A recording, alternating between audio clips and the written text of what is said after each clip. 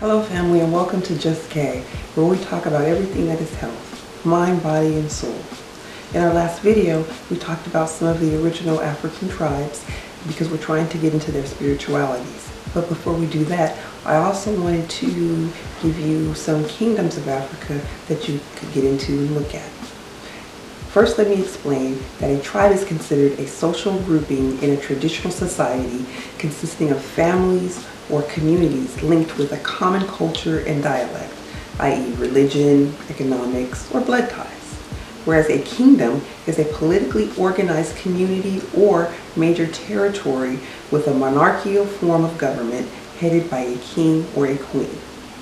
So let's get into some of these tribes. The Kingdom of Kush. The Kingdom of Kush was considered the first literate city-based civilization of the Sahara. It's situated immediately south of Egypt, called Nubia during the Old Kingdom of Egypt. Nubia had become a major source of slaves as well as gold, ivory, ebony, and ostrich feathers. And then around 2500 BCE, the Egyptians were expelled from Lower Nubia and it became an independent kingdom called Kush. There was a city, Kerma, its capital, which was a major fortified city.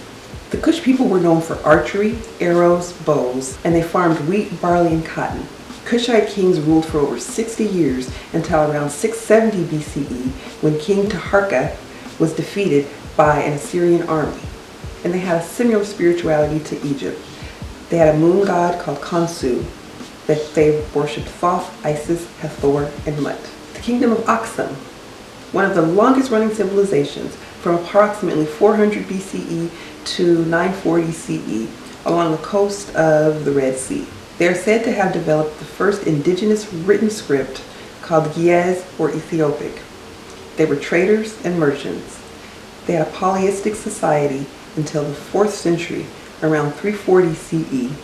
King Ezana was converted by a former Assyrian captive called Frumuthius. Frumuthius was named bishop of the Aksum, and it was declared a Christian state at that time. While they were polytheistic, they had deities such as Astar, Beher, and Medur. The Kingdom of Ghana.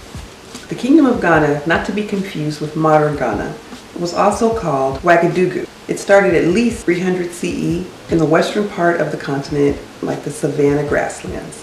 They were great warriors known for iron, gold, as well as metalsmiths.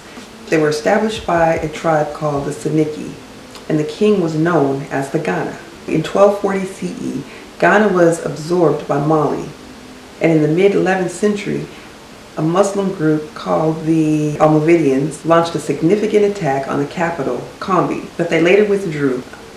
Unfortunately, there are no written records prior to the Muslim absorption, so there isn't a lot of reliable information on their spirituality. The Kingdom of Zimbabwe, however, a southern region civilization, which was known for building towers and architect, and they were into trade, that is one we will talk about in our next video when we start talking about spirituality. Why am I on a health channel and I'm giving you basic history, mind, body, and soul? And the thing about the mind is the brain doesn't recognize what it hasn't experienced.